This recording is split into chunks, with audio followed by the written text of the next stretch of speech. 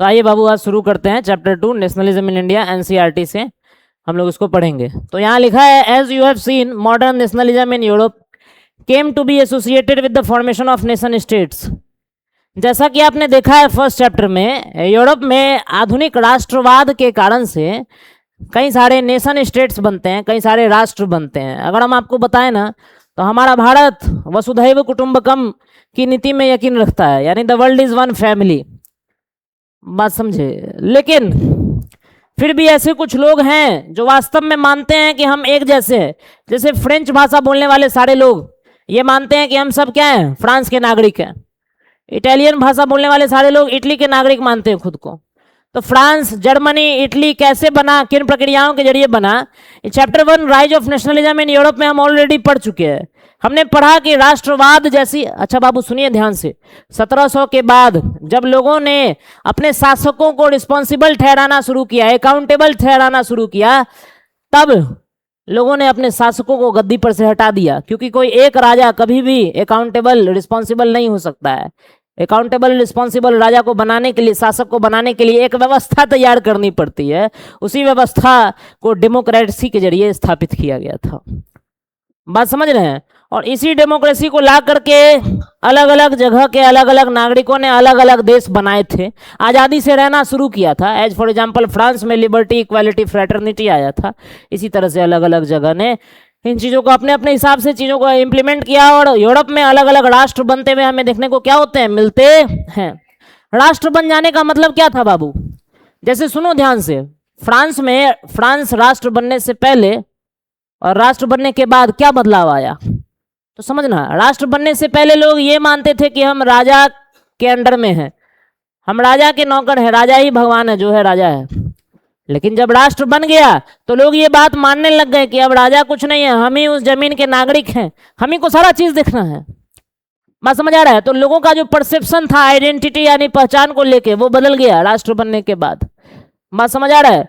लोग अपनी ताल्लुकात पहले किसी साम्राज्य से करते थे, अब किसी राष्ट्र, किसी देश से करते हैं। बात समझ आ रहा है बाबू? तो ये चेंज हुआ राष्ट्र बनने के बाद। और भी राष्ट्र बनने के बाद काफी सारे चेंज आए, जिसको हम लोग फर्स्ट चैप्टर में ऑलरेडी पढ़ चुके हैं। आइए सेकंड चैप्टर शुरू करते हैं। सुनिएगा ध्यान से बाबू। भारत में और कई सारे गुलाम जगहों पे जो आधुनिक राष्ट्रवाद का विस्तार है वो एंटी कॉलोनियल मूवमेंट से जुड़ा है। बाबू सुनिएगा ध्यान से। गुलाम लोगों ने जब आजादी की लड़ाई शुरू की, जब आजादी की लड़ाई को क्या किया, शुरू किया, तब इन्होंने औपनिवेशिक सत्ता के खिलाफ आंदोलन छेड़ा। औपनिवेशिक सत्ता आप आमतौर पे समझिए वो सत्ता है जिसने हमें गुलाम बना रखा है, जिसने हमें क्या कर रखा है। और इस प्रोसेस में ही वो सारे एक हो गए। इसी प्रोसेस में वो सारे क्या हो गए, एक हो गए। इसी प्रोसेस में वो डिस्कवर किए कि हम सब एक है, यूनिटी डिस्कवर किए। और यही यूनिटी राष्ट्रवाद कहलाता है। क्या कहलाता है बाबू? राष्ट्रवाद। जैसे भारत का बात करते हैं तो भारत में अंग्रेजों के द्वारा राजा भी सताया गया, अमीर यानी नोबिलिटी भी सताया गया, गरीब भी सताया गया, किसान भी सताया गया, जमींदार ताल्लुकदार भी सताया गया। तो जब इतने सारे लोगों को अंग्रेजों ने सताया, इतने सारे लोगों को अंग्रेजों ने परेशान किया, तो ये सारे लोग एक आ गए एक आंदोलन की छत्र छाया में। और इन्होंने औपनिवेशिक सरकार यानी अंग्रेजी सरकार के खिलाफ क्या किया, आंदोलन किया। और ये लोग इस बात को समझे कि हम सब क्या हैं, एक जैसे हैं। बात समझ आ रहा है? अब जब ही हमें समझ आ गया कि हम सब एक जैसे हैं, हम सब भारत के नागरिक हैं, हम सब इसी भारत माता के बेटे हैं, तभी हम सब एक हो गए। और इसी फीलिंग ऑफ वननेस को क्या बुलाते हैं, नेशनलिज्म। क्या बुलाते हैं बाबू? नेशनलिज्म। समझ आया? तो हम एक लाइन आपको अगर बोलें, अभी लिखवाएंगे कुछ नहीं, बस रटाएंगे। हम एक लाइन आपको बोलें कि growth of nationalism in India, growth of nationalism in India is intimately या फिर closely connected with the anti colonial movement. यानी भारत में राष्ट्रवाद, राष्ट्रवाद समझ आया क्या है? यह एक भावना है कि हम सब एक जैसे हैं, कि हम सब क्या है, एक जैसे हैं। यानी भारत में राष्ट्रवाद का उदय क्या औपनिवेशिक सरकार के खिलाफ आंदोलन से जुड़ा है? हाँ, समझ आ रहा है नहीं आ रहा है बाबू? समझ आ रहा है? आपको हमने एक क्वेश्चन लिखवाया था कि how is the growth of nationalism in India connected with the anti-colonial movement. The growth of nationalism in India is connected with the anti-colonial movement. बात समझ आ रहा है नहीं आ रहा है? समझिएगा ध्यान से। अब हमने आपको इसका उत्तर ये दिया है कि अंग्रेजों ने सभी समूहों को बारी बारी करके सताया। बात समझे, हर समूह भारत का, हर ग्रुप भारत का अंग्रेजों के द्वारा क्या किया गया बाबू, सताया गया, परेशान किया गया, उत्पीड़न किया गया उस पर। समझ रहे हैं? तो ये जो सेंस ऑफ ऑपरेशन है, ये जो क्या है बाबू, सेंस ऑफ ऑपरेशन, ये वो बंधन बना, ये वो क्या बना, बंधन, जो सभी ग्रुप्स को साथ लेके आया, जो सभी ग्रुप्स को क्या लेके आया, यानी sense of operation, sense of became the common bond, became the common bond which united all the different groups together, which united all the different groups together under the shadow of one unified movement, of one unified।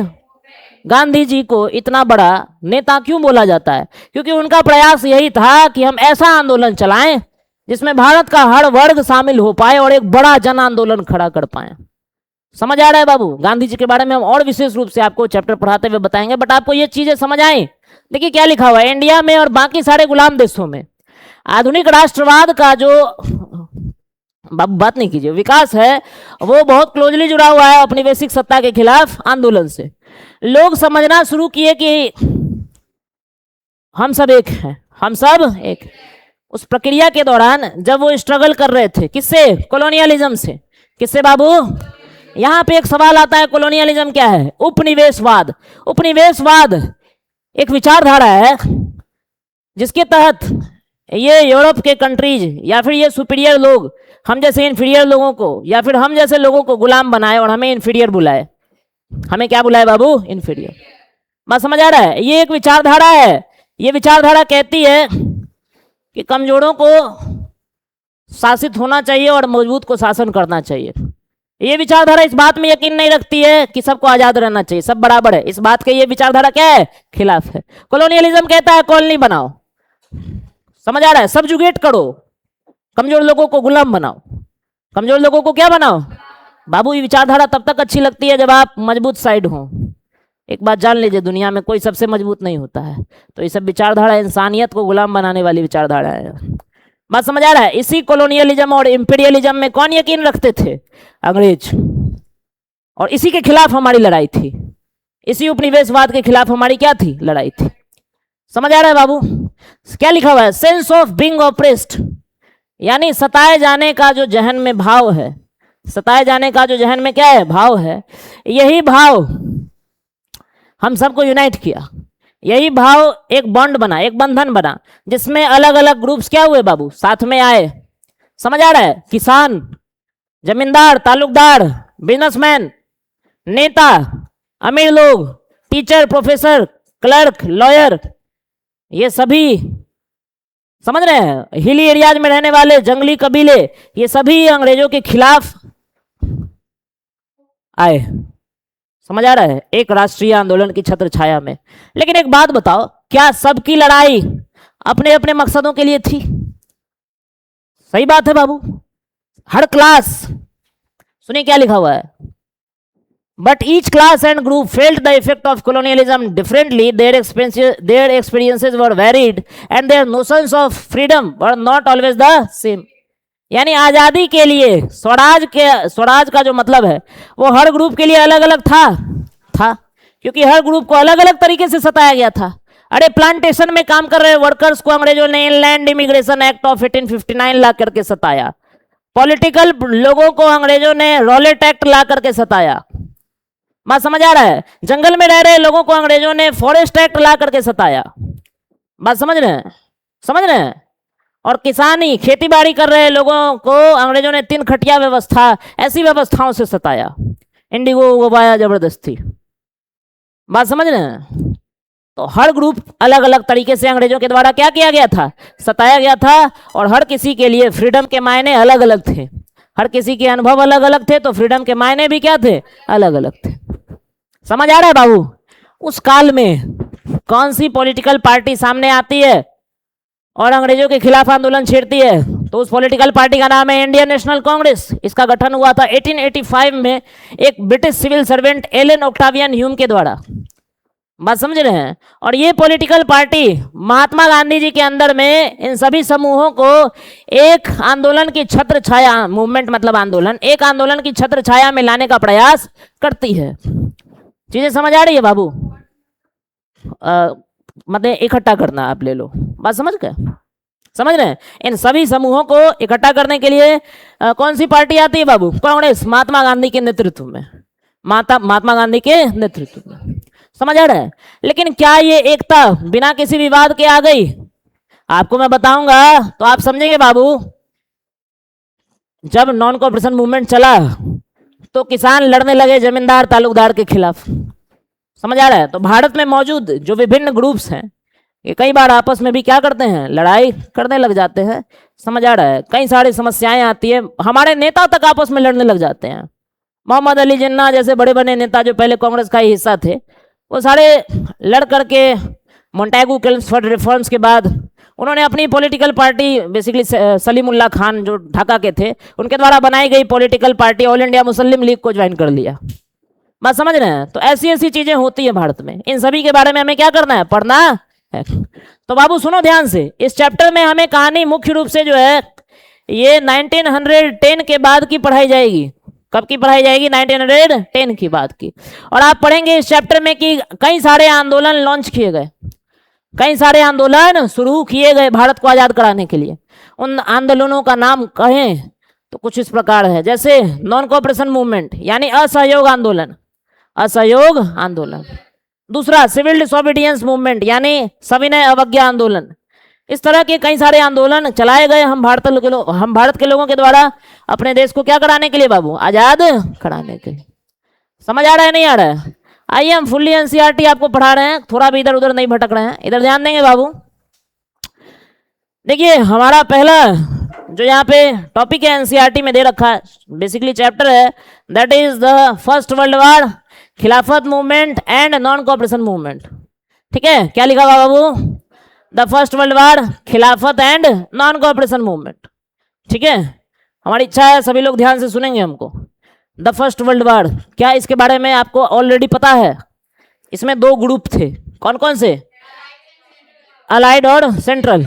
ये AC बंद है क्या? उसको चलाने का कष्ट कीजिए ना, रहने दीजिए बाबू। खिड़की अगर खुला है तो बंद कर दीजिए।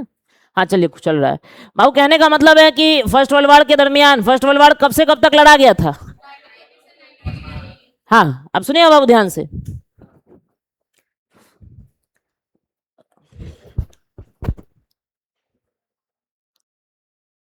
तो आइए बाबू ध्यान देते हैं। तो फर्स्ट वर्ल्ड वॉर जो है ये एक ऐसा युद्ध है जिसमें दुनिया भर से लोग शामिल थे, जिसमें दुनिया भर से संसाधन शामिल थे। साउथ अमेरिकन कंट्रीज का एक्सेप्शन ले लें तो पूरी दुनिया ही कहीं ना कहीं इसमें शामिल थी। और इसमें दो ग्रुप्स थे, आपको हमने पहले भी बताया था, एक अलाइड पावर्स और एक सेंट्रल पावर्स। सेंट्रल पावर्स में तीन एम्पायर्स आते थे, Habsburg empire, German empire, Ottoman empire. और अलाइड पावर्स में France, British empire, Russian empire और 1917 में यूएसए भी आया था इसमें। तो ये एक प्रसंग था फर्स्ट वर्ल्ड वॉर का। अब आप एक बात बताइए, फर्स्ट वर्ल्ड वॉर में अलाइड पावर्स में क्या ब्रिटिश एम्पायर आता था? हाँ जी आपके कॉपी पे है। अलाइड पावर्स में क्या ब्रिटिश एम्पायर आता था? मेरा सवाल यही है, अलाइड पावर्स में क्या ब्रिटिश एम्पायर आता था? और क्या इसी ब्रिटिश एम्पायर का गुलाम भारत के लोग भी थे, यानी भारतीय उपमहाद्वीप के लोग भी थे? नहीं समझ आ रहा है बाबू, नहीं समझ आ रहा है। हम ये कह रहे हैं कि ये जो फर्स्ट वर्ल्ड वॉर हुआ था ये एक ऐसा युद्ध था जिसमें दुनिया भर के लोग शामिल थे, दुनिया भर के लोगों ने इसमें लड़ाई लड़ा था, दुनिया भर का संसाधन खर्च हुआ था। अभी एक जनरल फाइट होता है रशिया यूक्रेन का या अमेरिका ईरान का, तो आप देखते हैं किस तरह से इकोनॉमी गड़बड़ाती है, स्टॉक मार्केट क्रैश करता है और सारी चीजें होती हैं। बात समझे? आप सोचिए ये पूरी दुनिया भर में चलने वाला एक विश्व युद्ध है, एक विश्व युद्ध है बेसिकली। आप सोचिए कितना नुकसान हुआ होगा, कितने रिसोर्सेज खर्च हुए होंगे, कितनी हालतें खराब हुई होंगी। और उस समय अगर हम भारत का बात करते हैं तो ना भारत के पास अपनी कोई सत्ता थी, ना कोई अर्थव्यवस्था थी। उस समय हम लोग गुलाम थे, किसके? ब्रिटिश एम्पायर के, अंग्रेजी साम्राज्य के। चीजें समझ आ रही हैं? तो आप सोचिए भारतीय लोगों की क्या दुर्दशा हुई होगी उस जमाने में। बात समझ रहे हैं? भारतीय लोगों की दुर्दशा का कल्पना आप कर सकते हैं। समझ रहे हैं? तो आप एक बात बताइए, क्या फर्स्ट वर्ल्ड वॉर भारत के नजरिए से, भारतीय इतिहास को पढ़ने के नजरिए से जानना जरूरी है? क्योंकि फर्स्ट वर्ल्ड वॉर का असर पूरा कंप्लीटली कह लीजिए या फिर कह लीजिए एक अच्छे तरीके से किस पर भी पड़ता है, भारतीय उपमहाद्वीप में रह रहे लोगों पर भी पड़ता है।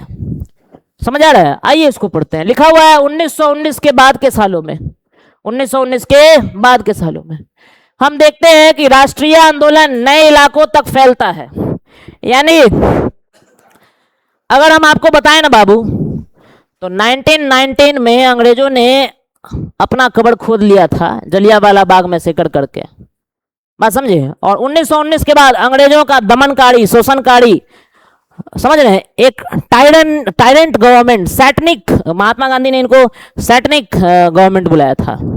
बात समझे? अंग्रेज किस तरह से शैतान है ये हमें नजर आ जाता है। और उसके बाद राष्ट्रीय आंदोलन गांवों तक फैलता है, उन लोगों तक फैलता है जो उससे पहले राष्ट्रीय आंदोलन का हिस्सा नहीं बने थे। यानी 1919 के बाद राष्ट्रीय आंदोलन में नए नए लोग क्या होते हैं? शामिल होते हैं। बात समझ आ रहा है? नए नए लोग क्या होते हैं बाबू? इनकॉर्पोरेटिंग, यानी बी अ पार्ट ऑफ। तो नए नए लोग, नए नए सामाजिक समूह इसका हिस्सा बनते हैं और नया नया तरीका निकलता है लड़ाई लड़ने का, संघर्ष करने का। संघर्ष करने का नया नया तरीका क्या होता है बाबू? निकलता है। समझ आ रहा है? इन सबको हम कैसे समझेंगे? इनका परिणाम, इंप्लीकेशन माने कॉन्सिक्वेंस, इंप्लीकेशन मतलब कॉन्सिक्वेंस, इनका कॉन्सिक्वेंस भारत पर क्या पड़ा इसके बारे में हमें पढ़ना है। तो सुनिएगा बाबू ध्यान से। पहली बात तो यह कि वाड़ के कारण से एक नई अर्थव्यवस्था और राजनीति से जुड़ी व्यवस्था तैयार हुई थी। यानी वाड़ के बाद अर्थव्यवस्था और राजनीति दोनों ही भारत में गड़बड़ा चुकी थी। बात समझ रहे हैं? वार से बहुत ज्यादा खर्चा हुआ था डिफेंस पे। किस पे हुआ था खर्चा बाबू? डिफेंस पे। और ये खर्चा अंग्रेजों ने लोन लेके, टैक्सेस बढ़ा के पूरा किया था। अब आप पूछिएगा अंग्रेजी सरकार उस समय किससे लोन लेती थी? तो बाबू उस जमाने में, क्या बोल रहे हैं, उस जमाने में दुनिया का एक कह लो जो ट्रेड सेंटर बन गया था वो था अमेरिका। जब ये वर्ल्ड वार में लोग लड़ाई कर रहे थे, यूरोपीय देश, यूरोपीय साम्राज्य लड़ाई कर रहे थे, तो अमेरिका लड़ाई करने के लिए बंदूक का सप्लाई कर रहा था। बात समझ आ रहा है? अमेरिका का एक ही कहना था, hey Britain take the weapons from me, hey Ottomans take the weapons from me. बात समझे? वेपन हमसे खरीदिए, लड़ाई कैसे भी करिए, किसी से भी करिए, बिकना हमारा सामान चाहिए। तो अमेरिका इंडस्ट्रियल प्रोडक्शन में, बात समझ रहे हैं, इकोनॉमी में, हर चीज में काफी आगे था फर्स्ट वर्ल्ड वॉर के समय में भी। तो अमेरिका से ब्रिटिश एम्पायर जो है वो क्या कर रहा था बाबू? अमेरिका या फिर आप कह लीजिए अलग अलग नोबिलिटी, ऐसा कोई डेटा दे नहीं रखा है किताब में, बेसिकली पैसे वाले लोगों से यहाँ पे क्या लिया जा रहा था? लोन लिया जा रहा था। और अंग्रेजी सरकार के लिए कमाने का क्या एक जरिया था? टैक्स। क्या था बाबू? टैक्स। तो इसको भी अंग्रेजी सरकार ने क्या कर दिया? बढ़ा दिया। क्या कर दिया बाबू? बढ़ा दिया। कस्टम ड्यूटी बढ़ा दिया गया, यानी विदेशों से जब भारत में सामान आएगा तो इस पर अब ज्यादा ज्यादा ड्यूटी यानी चार्ज एक तरह का लगाया जाएगा आम भाषा में। बात समझे? इनकम टैक्स का दायरा बढ़ा दिया गया। ऐसे तो इनकम टैक्स 1861 में ही लाया गया था, यहाँ पे इंट्रोड्यूस लिखा है, मेरे हिसाब से यहाँ रिवाइज्ड लिखा जाना चाहिए। एनसीईआरटी को शब्द का चयन सोच समझ के करना चाहिए, रिवाइज्ड होना चाहिए। तो इनकम टैक्स को रिवाइज किया गया, इसमें नए नए लोगों को इनकॉर्पोरेट किया गया। यानी पहले जिन लोगों पर इनकम टैक्स नहीं लगता था उन लोगों पर भी अब इनकम टैक्स लगने लगा। तो ये सारी चीजें होती है। चीजों का दाम क्या हो जाता है बाबू? डबल हो जाता है। वार ईयर्स के दरमियान चीजों का दाम क्या हो गया? बढ़ गया। अच्छा बाबू, उस जमाने में एबल बॉडीड मेन, किसानों के बच्चे, बात समझ रहे हैं, जिनका ठीक ठाक सा शरीर है, उन सबको भर्ती करके आर्मी में जबरदस्ती डाल दिया गया।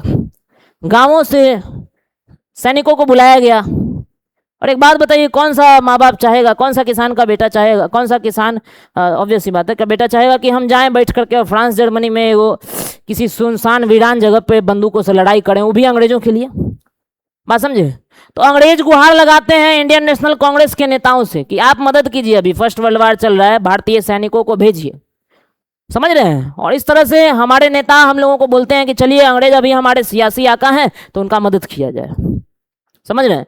गांवों से सैनिक गए, फ्रांस, यूरोप, सब जगह, यूरोप, फ्रांस, यूरोप तो एक कंटिनेंट हो गया, तो फ्रांस, जर्मनी सब जगह गए वो लड़ने के लिए, बेल्जियम सब जगह गए लड़ने के लिए। समझ रहे हैं? आप सोचिए, यहाँ का क्लाइमेट अलग है, वहाँ का क्लाइमेट अलग है, हैबिटेट अलग है, वहाँ का हैबिटेट अलग है, इतना दूर का जहाज का यात्रा, कितना सफर किए होंगे वो सैनिक। बात समझे। और गांवों में लोग निराश हो गए। काहे निराश हो गए? काहे कि जबरदस्ती इस तरह से उनके बच्चों को ले जाया जा रहा था युद्ध लड़वाने के लिए। अब एक बात बताइए, जब गांव से लोग चल जाएंगे युद्ध लड़ने के लिए, फसल कौन उगाएगा?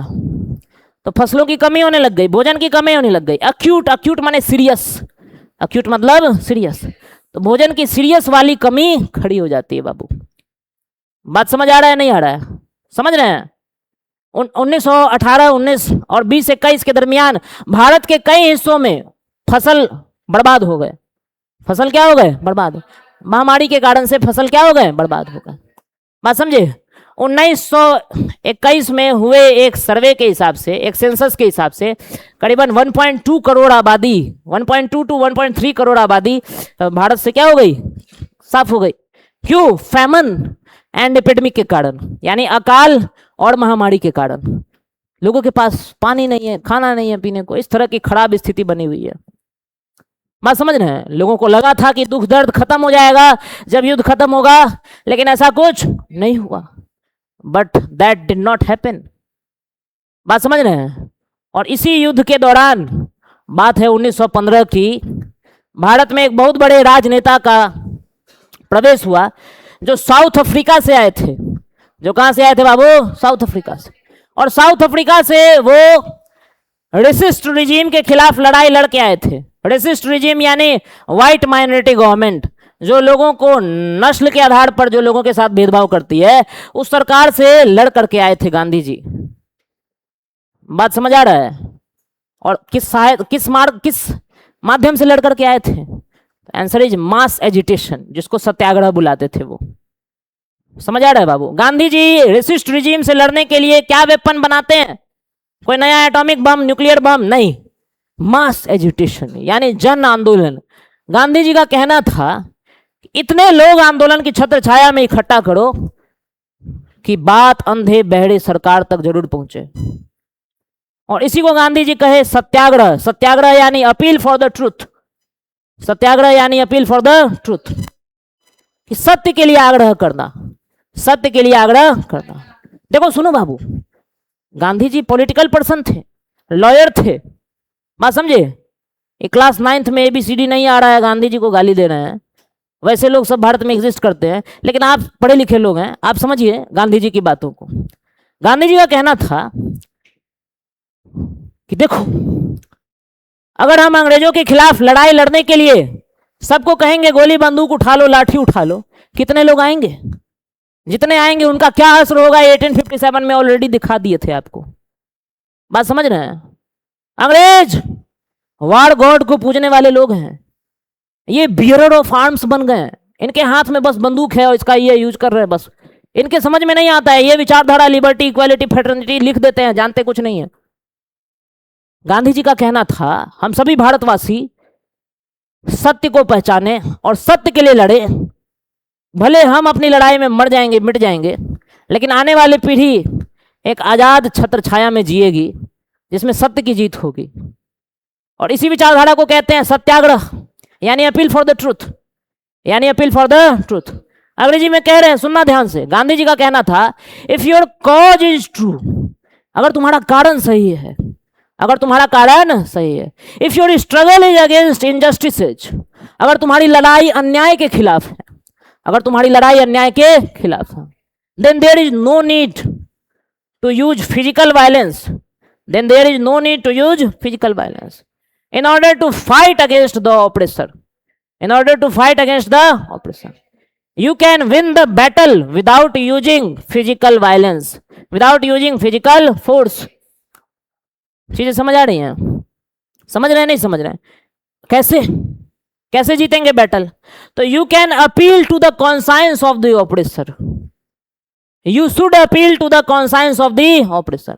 यानी जो दमनकारी है, वो अज्ञानता में जकड़ा एक प्राणी है, वो इसलिए आपका शोषण कर रहा है काहे कि वो उसको खुद ज्ञान नहीं है कि सबसे कोई फायदा नहीं है।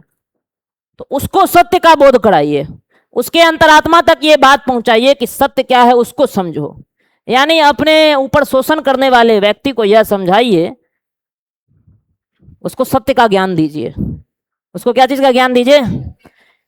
And ultimately truth is bound to win in this battle, यानी आखिरकार इस बैटल में जीत किसकी होगी? सत्य की होगी।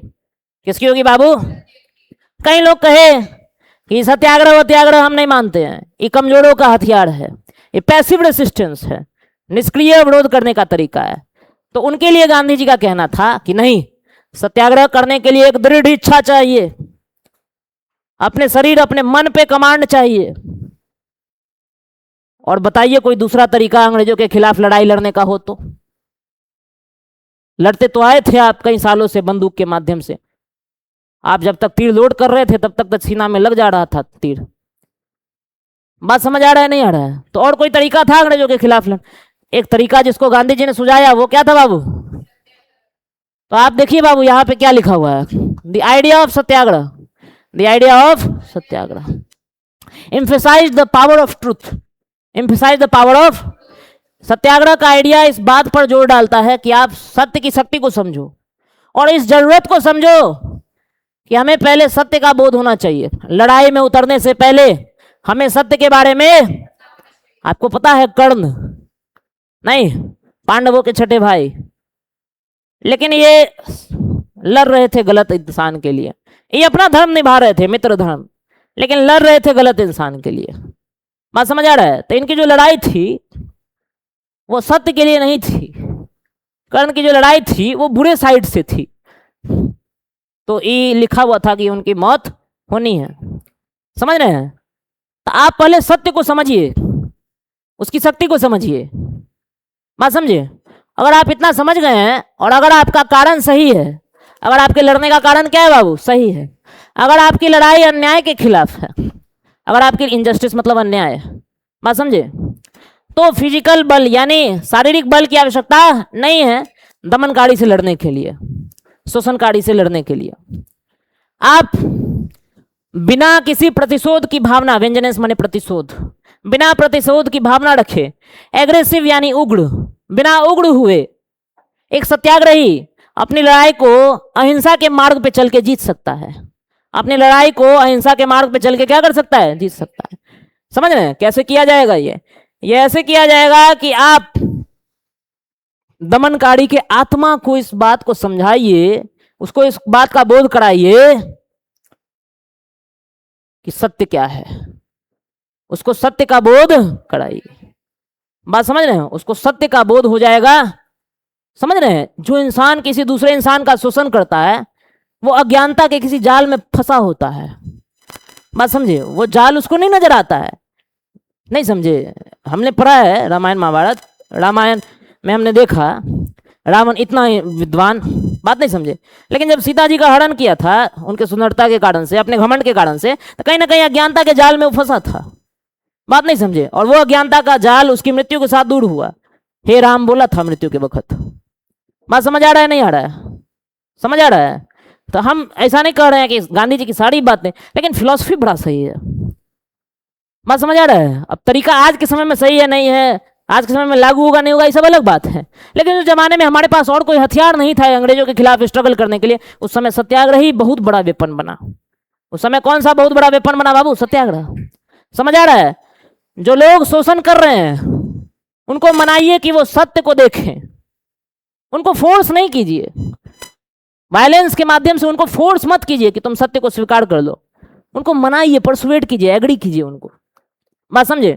और इस लड़ाई में आखिरकार जीत जो होगी, अल्टीमेटली माने आखिरकार, ट्रायम्फ मतलब विजय, आखिरकार विजय किसकी होगी? सत्य की। ट्रायम्फ मतलब विजय और अल्टीमेटली मतलब आखिरकार, आखिरकार विजय किसकी होगी बाबू? सत्य की। समझ आ रहा है? गांधी जी का मानना था कि ये एक ऐसा धर्म है जो पूरे भारत के लोगों को एक कर सकता है। नहीं समझे? इस अहिंसा के लड़ाई में बूढ़े, बच्चे, महिलाएं सभी शामिल हो सकती हैं। समझे? अगर लाठी, डंडा, बंदूक, बम से अगर लड़ाई करें तो इसमें बहुत कम लोग आ पाएंगे, जो आएंगे अपना जान गंवा के जाएंगे। समझ रहे हैं? इसलिए इस सत्याग्रह एक बहुत बड़ा वेपन बना, क्या करने का? स्ट्रगल करने का अगेंस्ट द कॉलोनियल और इंपेरियल और द ब्रिटिश एम्पायर। चीजें समझ आ रही हैं? समझ आ रहा है बाबू? अब आइए जरा शोर से पे नजर डालिए। गांधी जी का कहना था कि कुछ लोग कहते हैं सत्याग्रह पैसिव रेसिस्टेंस है। पैसिव रेसिस्टेंस यानी निष्क्रिय विरोध। यानी सक्रिय माध्यम नहीं है लड़ाई करने का, निष्क्रिय है, माने जो कमजोर है सो करता है सत्याग्रह। कई लोगों का ऐसा कहना था कि जो कमजोर है वो सत्याग्रह करता है, बात समझे, ऐसा कह रहे हैं गांधी जी। लेकिन सत्याग्रह करने के लिए जो शक्ति चाहिए, वो शक्ति का आह्वान सिर्फ एक मजबूत व्यक्ति कर सकता है। वो शक्ति कोई निष्क्रिय अवरोध का माध्यम नहीं है। अगर आपको सत्याग्रह करना है तो आपको अपने अंदर बहुत मजबूती छुपाए रखनी पड़ेगी। As for example Sonam Wangchuk अभी जंतर मंतर पर बैठे हैं, 14वां 15वां दिन चल रहा है उनका हंगर स्ट्राइक का। इतने बड़े टीचर रहे हैं, इतने बड़े इंजीनियर रहे हैं, इंडियन आर्मी को उन्होंने इनोवेशन वाला चीज दिया है, रिसर्च पेपर्स लिखे हैं, लद्दाख के फ्रेजाइल एनवायरनमेंट को बचाया है। आप बताइए ना, 14-15 दिन तक बिना खाए पिए रहना देश के छात्रों के लिए, बात समझ रहे हैं, क्या ये सत्याग्रह नहीं है? बात नहीं समझे। अब क्या इसमें एनर्जी लगता है, क्या इसमें विल पावर लगता है? लगता है, मामूली बात है, बात समझे। हमारे टीचर हैं, बहुत सारा बच्चा पढ़ाते हैं, लेकिन कोई कह दे 2 दिन अनशन पे चल जाइए, नहीं हो पाएगा, बात समझ रहे हैं, नहीं हो पाएगा। लेकिन वो 15 दिन से बिना खाए पिए, तो बताइए ना इसमें विल लग रहा है नहीं लग रहा है, डिटर्मिनेशन लग रहा है नहीं लग रहा है? बात समझे नहीं समझे बाबू? उसके बाद गांधी जी कहते हैं सत्याग्रह शारीरिक बल नहीं है। सत्याग्रह यह प्रयास नहीं करता है कि हम अपने दुश्मन पर किसी भी तरह का जुर्म ढाएं, समझ आ रहा है? सत्याग्रह तबाही नहीं लाने का प्रयास करता है, समझ आ रहा है नहीं आ रहा है? सत्याग्रह के इस्तेमाल में कहीं कोई बुरा मकसद नहीं छुपा हुआ है, कहीं कोई बुरा मकसद छुपा हुआ नहीं है। सत्याग्रह एक शुद्ध आत्मा का बल है। यानी सत्याग्रह को प्रैक्टिस करने के लिए your mind should be pure, दिमाग में कुछ भी पॉलिटिक्स नहीं रहना चाहिए, नहीं समझे, समझ रहे हैं? सत्याग्रह में आखिरकार जीत जो होगी वो किसकी होगी? सत्य की। किसकी होगी बाबू? इसलिए इस बल को हम सत्य के लिए आग्रह कहते हैं। क्या कहते हैं? सत्य के लिए आग्रह करना, कि सत्य को समझो, सत्य को समझो, इसी यही है सत्याग्रह। बात समझ आ रहा है? इसमें हम हर आत्मा को, हर आत्मा यानी दिमाग मानिएगा, ठीक है, हम हर आत्मा हर दिमाग को ज्ञान से उज्ज्वलित करते हैं, ज्ञान का बोध कराते हैं। किसका बोध कराते हैं? ज्ञान का। बात समझ रहे हैं? इसमें प्रेम की लौ जलती है और अहिंसा परमो धर्म, अहिंसा परमो धर्म। अच्छा, यहां पे मेन बात आ रहा है जो प्रैक्टिकल है। गांधी जी का कहना था कि भारत के लोग अंग्रेजों से या यूरोप से गोली बंदूक हथियार के लड़ाई में तो नहीं जीत पाएंगे, क्योंकि अंग्रेज वार गॉड को पूजते हैं। क्या 2 मिनट और, अंग्रेज वार गॉड को पूजते हैं, बात समझ आ रहा है? और इसी तरह से वो सारे बन गए हैं, क्या बन गए हैं? बियरर ऑफ आर्म्स, माने बंदूक ढोने वाले, बंदूक कैरी करने वाले, बात समझे? सैकड़ों करोड़ों लोग भारतीय कभी गोली चलाए भी नहीं है, कभी आर्म्स कैरी भी नहीं किए, समझ रहे हैं? तो इसलिए वो सभी भी आंदोलन का हिस्सा बने, इसलिए सत्याग्रह एक वेपन के रूप में उनको मैं देता हूं, बात समझे? और ये लोगों ने अब अपना अहिंसा को अब अपना क्या बना लिया है? धर्म बना लिया है। तो ये कहना था गांधी जी का। और इस तरह से गांधी जी भारत में फर्स्ट 3 सत्याग्रह करते हैं, चंपारण, खेड़ा और अहमदाबाद में। चंपारण का सत्याग्रह 1917 में होता है, खेड़ा और अहमदाबाद का सत्याग्रह 1918 में होता है। बात समझ आ रहा है? समझ आ रहा है बाबू? कोई दिक्कत वाली बात नहीं है। चंपारण के सत्याग्रह का अगर हम बात करें तो चंपारण के किसान 3 कठिया व्यवस्था के खिलाफ लड़ रहे थे। 3 कठिया व्यवस्था यानी 20 में से 13 पार्ट ऑफ द जमीन पे इंडिगो उगाइए और वो इंडिगो अंग्रेजों को बेचिए।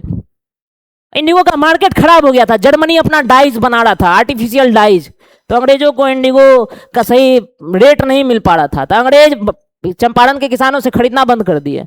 अब चंपारण के किसान क्या इंडिगो का सब्जी बनाएंगे? नीला रस बनेगा? नहीं, इंडिगो जानते हैं नील को कहते हैं, व्हाइट कपड़ा में पड़ता है, बात समझ रहे हैं? तो इंडिगो के किसान परेशान होकर के, राजकुमार शुक्ला एक बहुत बड़े किसान थे, वो गांधी जी के पास गए, बोले यो चंपारण आइए, बहुत स्थिति खराब है, अंग्रेज के कारण से खाने के लिए नहीं है कुछ। तो गांधी जी सबसे पहले 1917 में चंपारण बिहार पहुंचे, बात समझे? और उन्होंने पहला सत्याग्रह कहां पे किया? चंपारण में, against the oppressive plantation system. Against the oppressive plantation system. चीजें समझ आ रही हैं। और फिर दूसरा सत्याग्रह उन्होंने किया गुजरात साइड, ये तो ईस्ट हो गया, वो वेस्ट हो गया। गुजरात में 2 जगह, एक खेड़ा और एक अहमदाबाद। समझ आ रहा है। खेड़ा के किसानों का फसल बर्बाद हो गया था और नियमों के अनुसार अगर किसान की कमाई 1/4 से भी कम हो रही है, यानी पिछले साल किसान की कमाई 100 रुपया हुई थी, इस साल 25 रुपया हो रही है, 25 से भी कम हो रही है, तो नियमों के अनुसार सरकार को कर में कुछ माफी देना चाहिए, कर माफ कर देना चाहिए। लेकिन अंग्रेजी बड़बड़ सरकार माफ करने के बजाय कर को और बढ़ा देती है। और यही लड़ाई रहता है खेड़ा में किसानों का। और खेड़ा के किसानों का साथ दे रहे थे वल्लभ भाई पटेल, जो आगे जाके भारत के प्रथम होम मिनिस्टर बनते हैं, iron man of India, Bismarck of India, statue of unity है उनके नाम पे। बात समझ आ रहा है नहीं आ रहा है? समझ आ रहा है। फिर आता है अहमदाबाद मिल वर्कर्स का स्ट्राइक। अहमदाबाद के मिल वर्कर्स का कहना था कि हमारा सैलरी बढ़ाओ, क्या कि फर्स्ट वर्ल्ड वॉर के बाद महंगाई बढ़ गई थी, तो उस हिसाब से सैलरी बढ़ाओ, हमारा वर्किंग कंडीशन ये सब ठीक करो, इतना खराब स्थिति में काम करना पड़ता है। बात समझे। और यहाँ पे उनका भी आंदोलन चल रहा था जिसको गांधी जी सपोर्ट करते हैं। समझ आ रहा है। और ये तीनों सत्याग्रह गांधी जी का सफल रहा। ये तीनों सत्याग्रह गांधी जी का क्या रहा, याद रखिए। नवंबर 1918 में फर्स्ट वर्ल्ड वॉर क्या हो रहा है, खत्म। फर्स्ट वर्ल्ड वॉर 11 नवंबर 1918 को आर्मिस्टिस हो गया, यानी खत्म हो गया, सीज फायर हो गई। बात समझ आ रहा है। उसके बाद की कहानी 11 नवंबर 1918 के बाद की कहानी अब हम लोग अगले लेक्चर में देखेंगे। Rowlatt act, Jallianwala Bagh massacre, Khilafat movement, non cooperation, civil disobedience, ये सारे आंदोलनों के बारे में हम लोग इसके बाद वाले लेक्चर में पढ़ेंगे। Thanks for watching.